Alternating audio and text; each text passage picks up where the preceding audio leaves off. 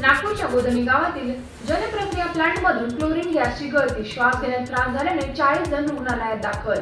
नागपूरमधील गोधनी गावात असलेल्या जलप्रक्रिया प्लांटमधून क्लोरीन गॅसची गळती झाल्याने परिसरातील नागरिकांना श्वास घेण्यासाठी त्रास झाला। यापैकी 40 जणांना उपचारासाठी रुग्णालयात दाखल करण्यात आले असून त्यांची प्रकृती स्थिर असल्याचे सांगण्यात आले। रात्री सुमारे 1 वाजताच्या सुमारास प्लांटमधील 900 किलो क्षमतेच्या क्लोरीन गॅस सिलेंडर मधून गळती झाली। त्यानंतर क्लोरीन वायू आजूबाजूच्या वस्तीत पसरला। घटना लक्षात येताच प्रशासनाने तातडीने खबरदारीची उपाययोजना करत सुमारे 200 मीटर पर्यंतचा परिसर रिकामा केला।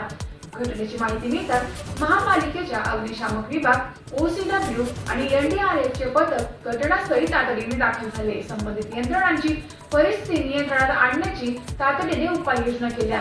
सध्या परिस्थिती नियंत्रणात असून परिसरातील नागरिकांच्या सुरक्षेसाठी प्रशासनाकडून आवश्यक ती खबरदारी घेतली जात आहे।